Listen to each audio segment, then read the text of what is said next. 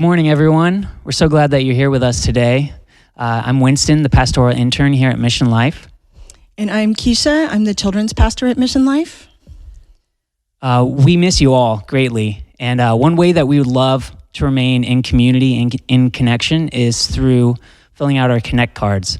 And that it's not just about numbers or gaining your information, emails, but it's about being able to reach out and remain close during this time that is so isolating.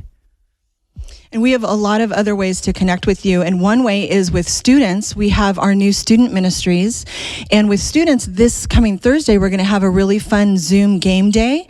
And that starts at 5 o'clock. You can register online. And it's for all students who will be entering grade 6 this fall through grade 12. We're going to have a lot of fun and prizes. And then we're also going to have a Flojo Park Hang on July 30th. You can go to our website for more information about that and to register. And we also have a Thursday Zoom call every Thursday with our students to connect with each other, to bring in some other adults to speak into their lives. And right now we're in the middle of a series about racial reconciliation that is really important, and it's really been great to be able to speak into that and speak to students about it. And we also have a baptism class coming up for adults, students, and kids, and that's on July 19th after the service. And we also have Zooming with me on Fridays with kids at 4 o'clock, and you can go to our website to register for that too. It's all in an effort to keep your kids connected to God, to each other, and to us as a church, so that when we come back in person, they'll feel like they're still connected. And another amazing opportunity that's coming up starting this Wednesday for all the men out there, there's a summer study called 7 Challenges That Men Encounter. It's going to be Wednesday nights, starting the 8th, from 6:30 to 8:30, and we're going to focus on realigning our lives with God and just working through real world problems that we all struggle with. And I'm super excited for all the growth that's going to come from it. And now, please join us in worship together, and it's going to be a great morning.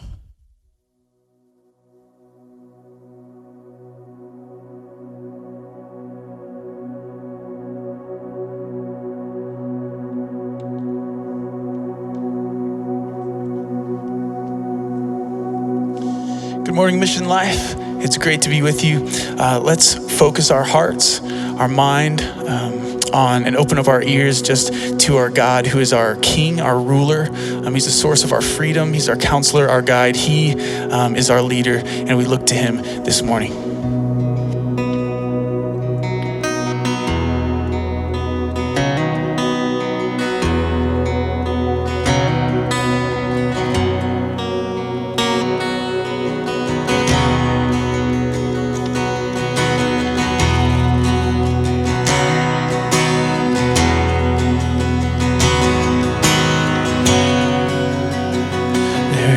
A name who reigns without contention, whose power can't be questioned or contained. With humble faith, he rules the earth and heavens. His glory knows no measure or freight. And it's bursting past the borderlines of space. Sing his name. Jesus, enthroned upon the praises of our hearts.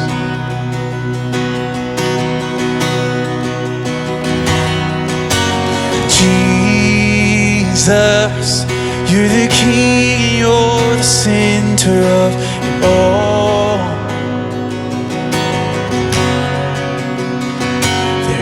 A name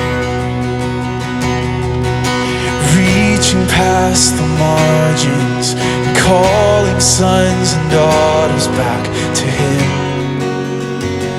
And as he saves,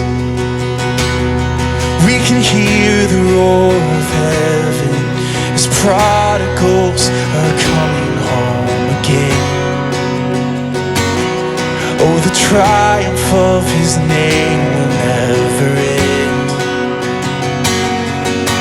And Jesus, enthroned upon the praises of our hearts.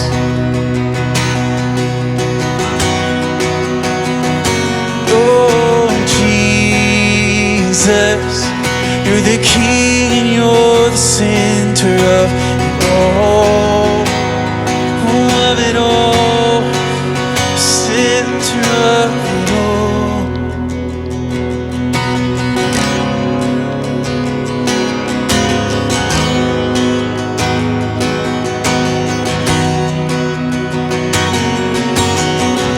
For every eye will see, every heart will know, there is no name above the name of Jesus. Death could not hold him down, no grave could keep him bound. All sin and sickness bow to the name of Jesus. For every eye will see, every heart will know, there is no name above the name of Jesus. Death could not hold him down, no grave could keep him bound. All sin and sickness bow to the name of Jesus.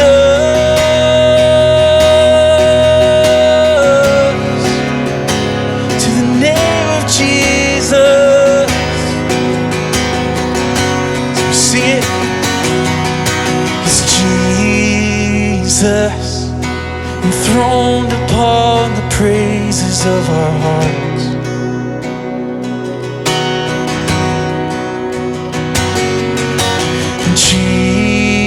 Jesus, you're the King, you're the center of it all. We sing your name, Jesus. Oh, it's Jesus, enthroned upon the praises of our hearts.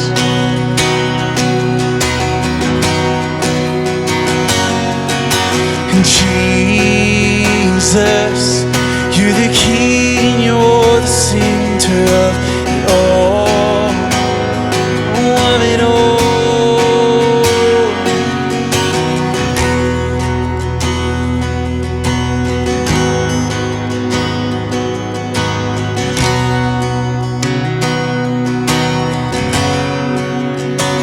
There is a name who reigns without contention, whose power can't be questioned or contained. With humble faith, oh, he rules the earth and heavens. His glory knows no measure or refrain, and it's bursting past the borderlines of space.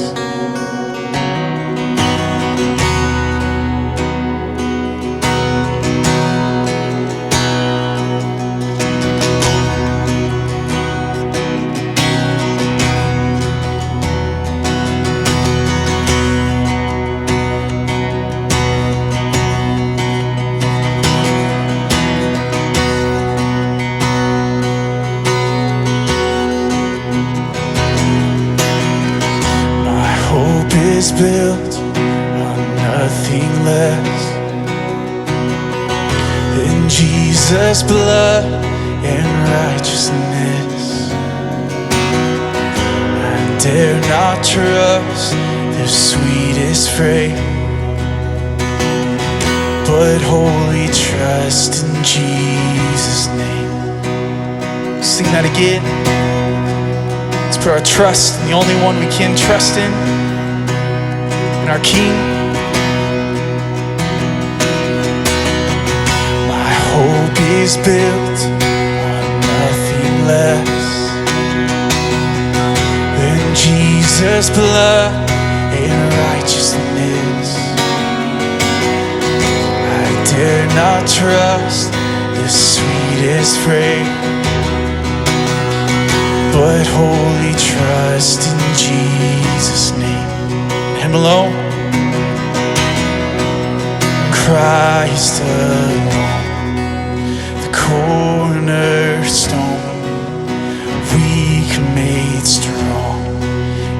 Savior's love through the storm. He is Lord, Lord of all. In the darkness seems to hide his face. I rest on his unchanging grace. Every high and stormy gale, my anchor holds within the veil. So you can trust in it. My anchor holds within the veil.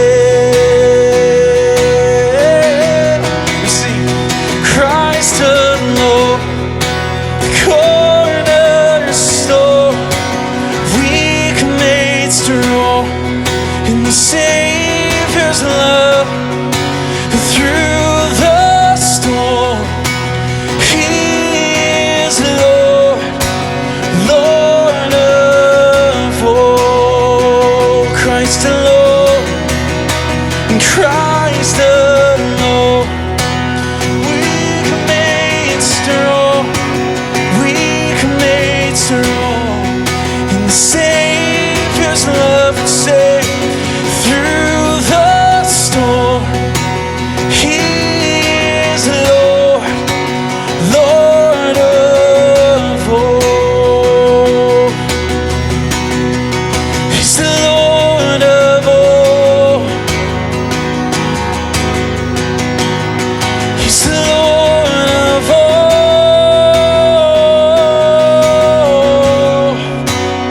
It's Christ alone.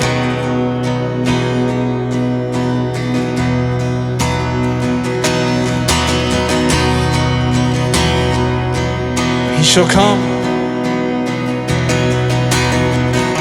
and he shall come with trumpet sound. Oh, may I there in him be found, dressed in his righteousness alone, faultless to stand before the throne.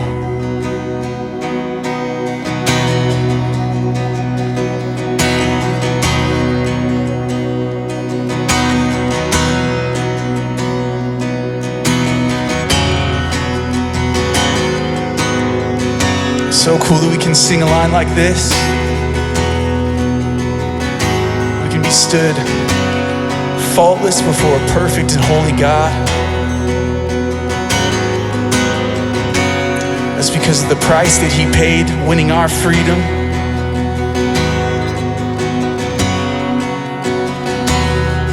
That no matter what we've done, no matter where we've been, or where we go, we're covered by the grace of God, seen in his righteousness. And that's a hope we can trust in, a king we can trust in. We need this, so let's remember what he's done for us.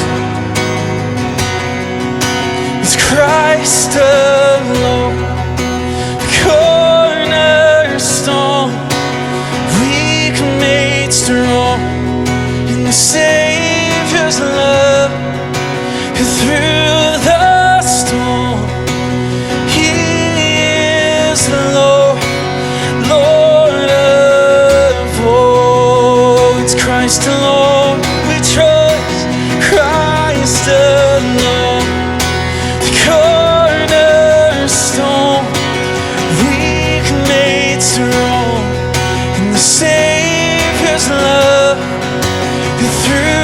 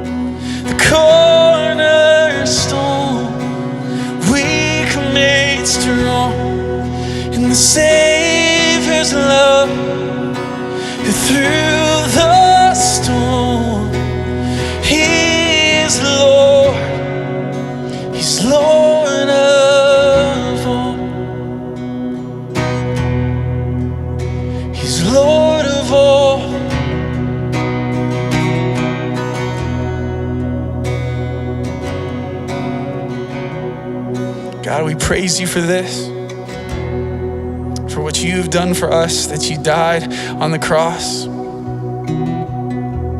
You won our freedom on that day, and so we praise you for that. And we trust in you, and we place you as the cornerstone of our lives, the one we can lean on. Even in the storms of this life, God, we can trust in a strong, powerful creator who's working within us and alongside of us. Because God, you are good. We thank you for loving us first. So we look to you in this moment. We're attentive to you and how your Spirit is moving in this moment today.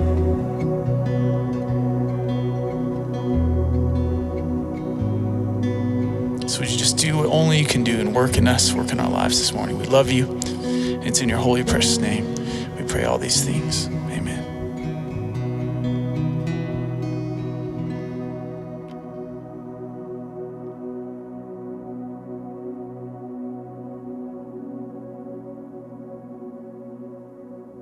Hey, Mission Life Church, Aaron here. Just want to say hi. I'm actually out on vacation with my family for a much needed break. I love that we timed it perfectly when all of the restaurants decided to close, but regardless, we're going to spend some great time over this 4th of July with my family, and I hope you're having a great weekend yourself. But today is a great day to be at Mission Life Church online. We have Pastor Jeff Pries speaking, and it's going to be fantastic. I love what he's going to be talking about today. He is a longtime friend of mine from many years, and so it's an honor and a privilege to have him. I hope you guys enjoy this great message from Jeff. Well, it's great to be with you, and my name is Jeff, and I'm lead pastor over at Harbor Point Church, and I've been to your church quite a few times, and it's such a great church full of great people. And so for me, it's such a pleasure just to be with you. You know, I've worked with Aaron on and off for the past 10 years, and I know this about him. He's just an amazing guy, and he loves you, and he loves the church. And I often say this, I always say, there's no one better than Kerr, because he's just such a wonderful guy. So it is so fun for me just to be able to step in for him this weekend. And before we get started, I just want to say I hope you had a great 4th of July, probably a bit different than normal years, but still, I hope it was a great day for you. Now, a few weeks ago, it was Father's Day, and for me, it was the first Father's Day since my dad passed away. And so my brother and I were just kind of reminiscing about Dad, and we got talking about what a character he was. You know, he had this funny side with a quick wit. And I'll never forget when I was a freshman in high school, my parents went out to dinner with my dad's friends from high school. So there's 3 couples, and they went to this prime rib place called Gulliver's. And so when dinner was over, they came back to the house, and we said, so how was dinner? And one of the guys said, it was great. Your dad had the line of the night. And I'm like, what does that mean? And so he goes on to tell us the story of dinner. So at the time, my grandmother was living with us. So when they got to the restaurant, her wheelchair is in the trunk. So my dad's friend says, let's dress my dad up as an old man, at the time he was about 50, and wheel him into Gulliver's. So when they get in there, he is dressed as this old man in a wheelchair. And so they go to order, and they pretend my dad can't talk. So they say he can only eat oatmeal. And so he's nodding in agreement. So it's this nice restaurant once again. And so the waiter politely says, I'm sorry, but we don't serve oatmeal. So they ask for the manager then.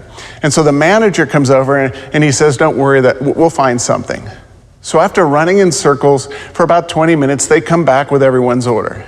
And of course they have my dad's oatmeal. So they're telling me this story. And at this point, I can't decide whether my dad and his friends are like awesome or like they're totally losing it.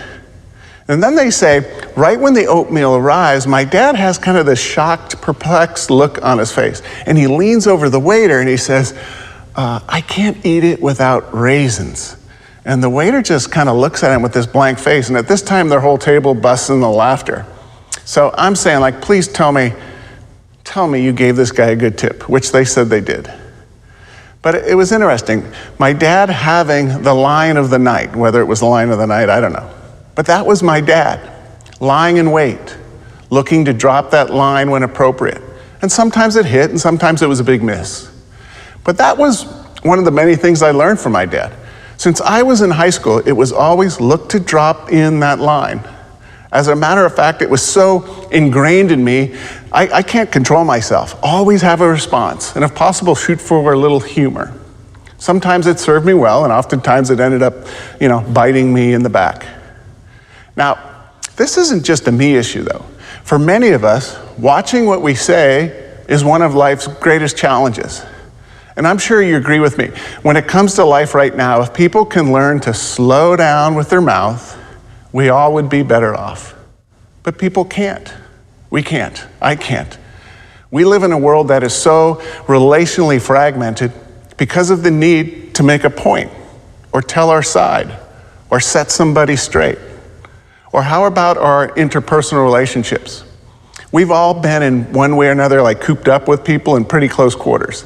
And I have to admit, I would have navigated this lockdown so much better if I had looked at the passage we're going to look at a few months ago.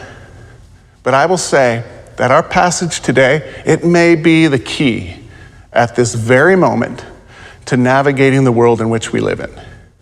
We're going to look at a passage that is written, and it's not just written by anybody, but it's written by James, the brother of Jesus.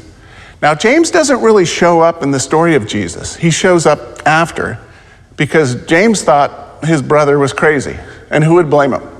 If your brother claimed to be the Son of God, you would think he was crazy too. But something then happened. James saw his brother crucified.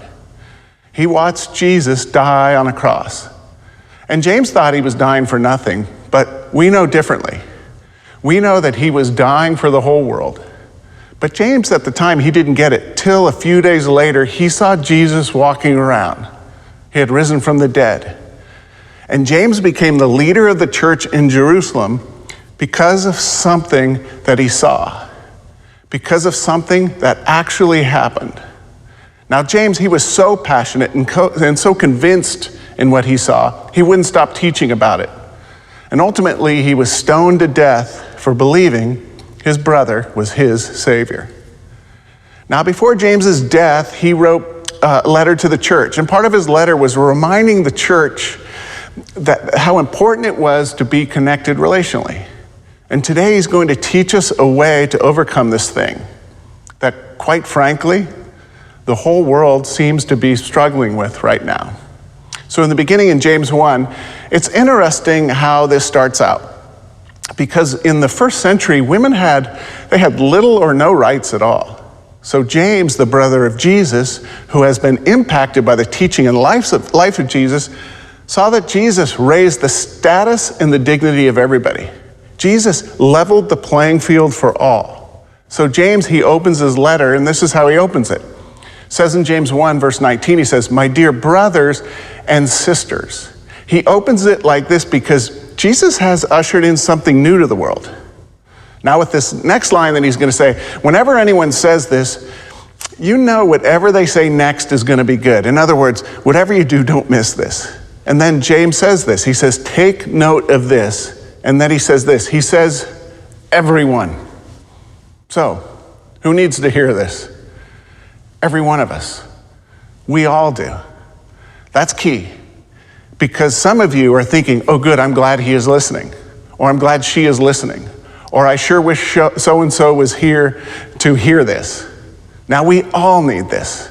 He says everyone should be quick to listen, which makes no sense. How can you hear quickly? But what he's saying is this, your first priority is to what? Is to listen. Whenever we have a discussion, it's what we want. As a matter of fact, it's what both people want. I want to be heard, and I want to be understood. We all want each other to be quick to listen so we can be understood. We may disagree on the discussion, but please listen to me and try to understand me. It's what we all want. Don't start by arguing with me. Just in some way, let me know you hear me. It's what we all want. And here's the reality. I can't really hear you till I know you hear me. And you can't really hear me till you know I hear you. It's what we all want and need. The number one thing we need to do is listen. And then James goes on to say this, and slow to speak. Now what it literally means is to be late, be slow. Now this flies in the face of what we do. Because what do we do? When we have a discussion or disagreement, what are you doing while the other person is sharing their thoughts? You are pretending to listen, but you are forming your response, your rebuttal. So you can jump in with your comment. At least that's what I do oftentimes. Or maybe you're like me. I want to be clever or funny or quick-witted, which is the story that I learned from my dad. So what's the key of being funny or quick-witted? It's timing. And the key to the timing is the quick response. James is saying, no. Everyone should be quick to listen and slow to speak. Now, as a tip, if you need to say something, ask a question. Be curious. You see, though, our fear of asking questions is the fact that it only encourages them to talk more. And when they talk more, I don't get my point in. That's the point of being quick to listen. You see, our desire is always to jump in quickly to make our point. Because what do we think? We think we are right. And so we don't listen, and then we wonder why our kids check out, or our spouse checks out, or our boyfriends or girlfriends check out, or our coworkers or people we're having a discussion with check out, because we are quick to be right. And you know what we do with the people we love or care about or need? Well, we actually write them right out the door. Our need to be right drives them away because they want to be understood. They don't want to be lectured. You know, we'll see people's eyes like glaze over and we think to ourselves, man, I know I'm right. And I know this is like good advice, but they're just checking out because we didn't first listen and understand to what they are trying to say. So James goes and he says, everyone should be quick to listen and slow to speak. And then he says this, and slow to become angry. Now, not becoming angry then is a decision. So here's the reality. Nothing good happens when someone gets angry. And it may not seem like it, but most people hate to get angry. Want to know how not to get angry? Well, James is telling us. He's saying, be quick to listen and slow to speak. Now, let me tell you what quick to listen and slow to speak and slow to become angry is not, because I do it. When my wife and I have a disagreement, for the most part, I'm very calm. And what I do is I seemingly listen, but I'm not really. I'm doing a cousin of the listen. I am checking out. So I just kind of shut down, check out, go into a little shell, or I isolate, either physically or kind of emotionally. So she thinks I'm listening, but I'm really playing my favorite hole on my favorite golf course while she's talking, pretending to listen. You see, checking out, it is not listening. So she wants to be heard, but she knows I've checked out. So she knows this little game that I play. So she thinks I'm not playing his game. So for the rest of the day, we become roommates. No one yelled, no one got angry, but it is just as dangerous. You see, checking out is not listening. The goal is to listen and understand. Engage it, even though you may not even agree with it. So here's James's point. The longer you listen, the more you will learn, and then you will understand, and the less angry you will become. Now here's reality. Everything everyone does, it makes sense to them. And worse, everything everyone says, it makes sense to them. Everything everyone believes makes sense to them. When you think to yourself about someone, I don't know why they would do that or say that or believe that. You see, who needs the education? You do. I do. We think about them, we think that about them because we don't understand them. And we don't understand them because we are not listening. But that's hard work. And let's be honest, it's a lot easier just to think they're idiots or crazy, isn't it? I love having conversations with a guy named Rob on our staff. He's the outreach guy. Because there's things we kind of disagree with, but I care so much about our relationship, so I will literally start our conversation with, now help me to understand this, and then I just listen to him. And he's awesome. And I learn from that and everything he says. And we don't always agree. There are times he asks questions of me, to get my thoughts, and it helps him to learn. You see, we don't always agree, but we never get disconnected. because we are listening to each other. You see, everything everybody does or says, it makes perfect sense to them. So if you think, I can't believe my son would, or my spouse would, or my coworkers would, or they would do that or say that, their thoughts or their ideas requires questions, not declarations, not like mini sermons or 3 points of why you're right. James is saying, be quick to listen and learn and be curious. Prioritize listening and learning.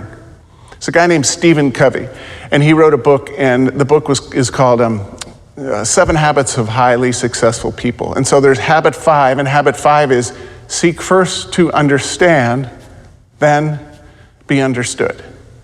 It means I have to listen, and after I listen and understand, then I speak and try to be understood. Want to be less angry? Seek to understand. Seek to know their story. Where are they coming from? When we listen, just waiting for our chance to jump in, we aren't learning anything. Now we're going to learn that there's a bigger agenda here, though, than just our agenda, and James is going to teach us. So in verse 19, everyone should be quick to listen and slow to speak and slow to become angry. And then in verse 20, it says, because. Now we think we know why. Because if I'm calmer, thus I'll be more convincing, and if I'm calmer, it will help me to get my point across. No, there's a bigger reason than that. He goes on to say, human anger. Why do we get angry? Because we don't get our way. What is James saying? Our anger doesn't work, is what he's saying. Human anger does not produce the righteousness that God requires. You see, there are 3 agendas here. There's my agenda, there's the person I'm not getting along with's agenda, and then there's God's agenda. And as long as you are trying to get your point across and be right, and they are trying to get their point across and be right, then we are missing a bigger point. God's agenda is the fact that in the midst of this, you will be right with God. Don't let your desire to be right keep you from being right with God. Why are we all like watching these services online? Why? We want to feel close to God. We want to feel connected with God. Deep down, we want to be right with God. That's what righteousness is. The temptation is to worry more about being right than being right with God. And being right with God is what we desire, isn't it? And that is what God desires for us.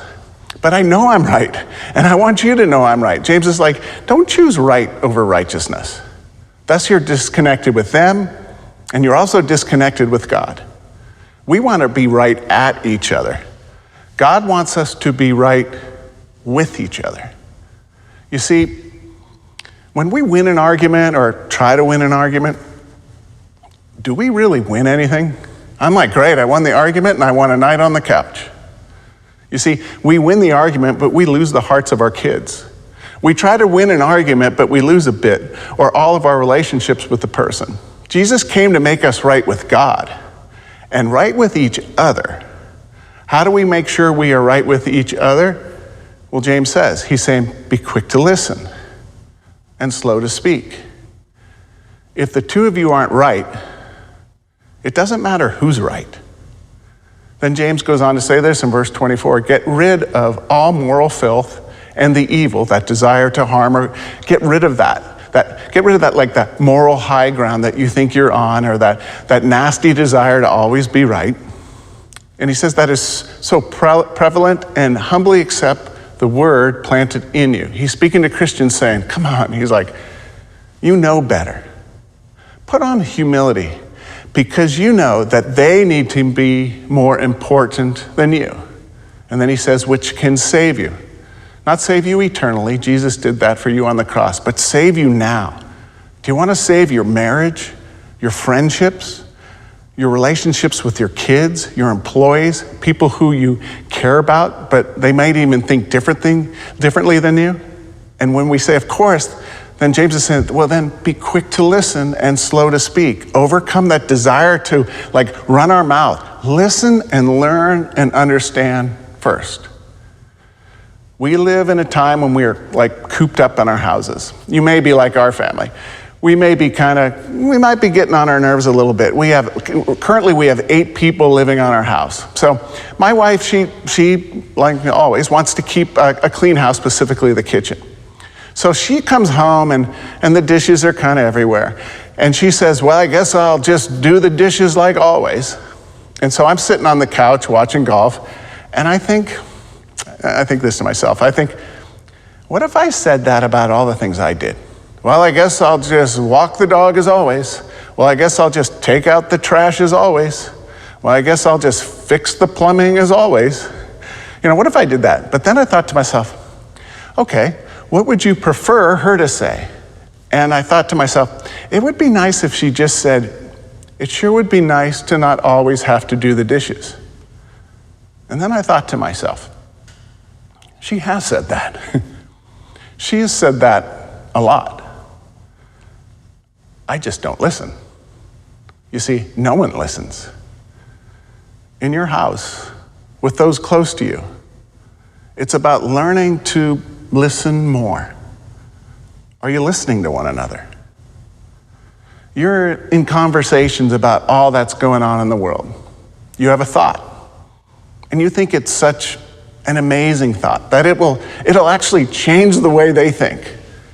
So they talk, and you wait, but you only wait for an opening. You're waiting for the pause, so you can say not only what you want to say, but what they need to hear.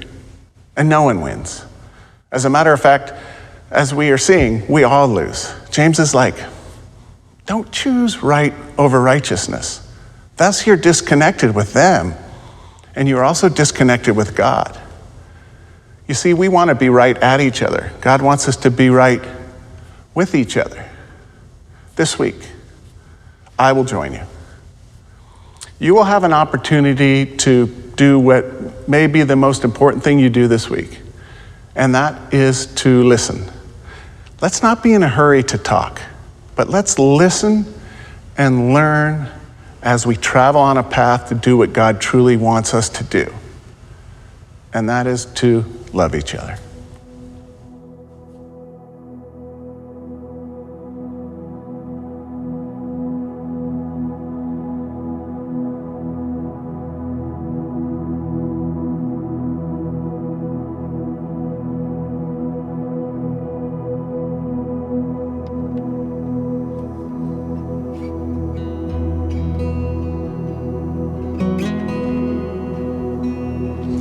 Jesus, we give you this morning that you just work in our lives, work in our hearts, so we can love each other better. Open our ears to hear the stories of one another. Give us compassion.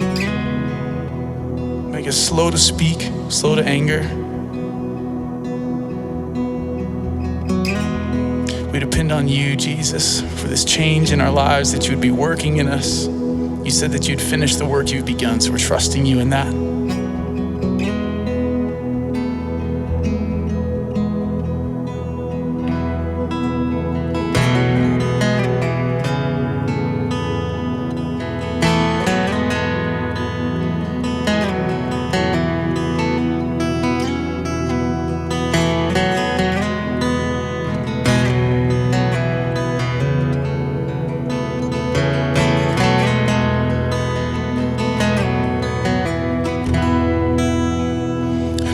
Gift of grace is Jesus, my Redeemer.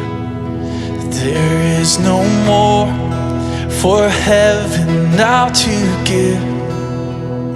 He is my joy, my righteousness and freedom, my steadfast love, my deep and boundless peace. To this I hold, my hope is only Jesus, and for my life is wholly bound to His. And oh, how strange and divine, I can sing that all is mine, yet not I, but through Christ in me.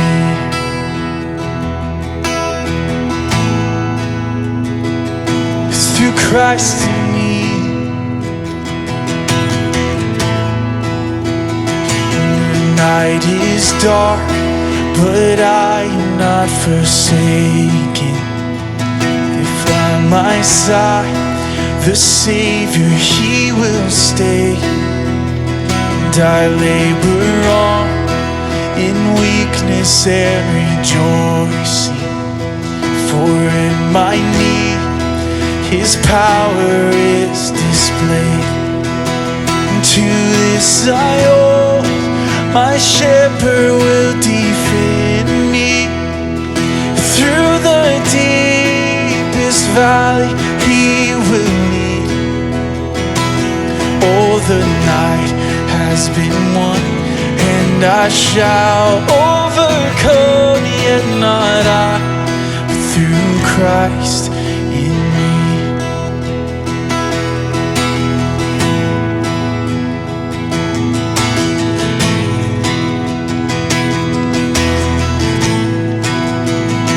No fate I dread, I know I am forgiven. The future sure, the price that has been paid.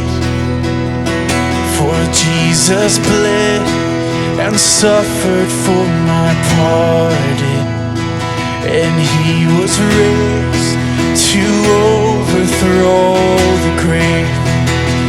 To this I hold, my sin has been defeated. And Jesus now and ever is my plea. And though the chains are released, I can sing that I am free, yet not I, but through Christ in me.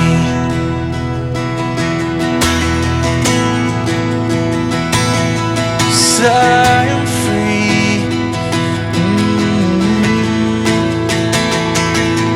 With every breath I long to follow Jesus, for He has said that He will bring me home.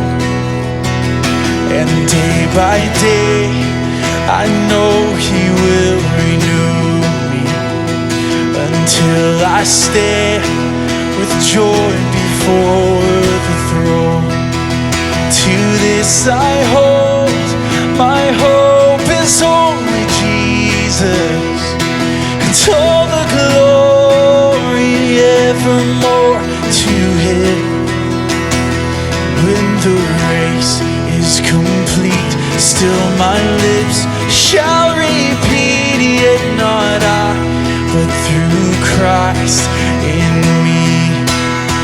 And to this I hold, my hope is only Jesus, and all the glory evermore to Him. When the race is complete, still my lips shall repeat, yet not I, but through Christ in me. Yet not I, but through Christ in me. And yet not I, but through Christ in me.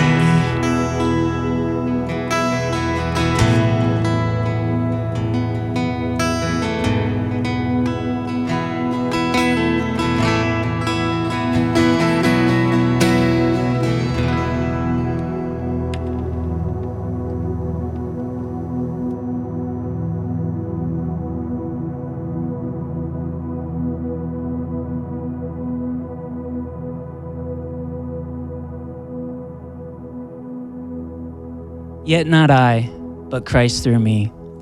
That reminds me of some of the serve opportunities we've been working on. And I just wanted to let you all know that the RSM Cares Food Pantry served over 150 families on Wednesday this past week. And I want to encourage each of you to continue to give and continue to serve in the upcoming RSM Food Pantry events. They are the first and third Wednesday from 1 to 4:30 p.m. And another opportunity coming up is our partnership with Olive Crest. We're having an awareness Zoom meeting this Thursday night, 7/9, from 7 to 9 p.m. And one of the things we're going to focus on is raising 1,000 backpacks of school supplies for the kids that are involved in safe families, foster families, kinship relationships, in the transitional housings, and through their Olive Crest academies. And another way that we can worship is through our giving. So if you consider Mission Life your home, we would love it if you could give online. We make it as easy as possible, and you can just go to our website and you can find how to do your online giving there. And thank you.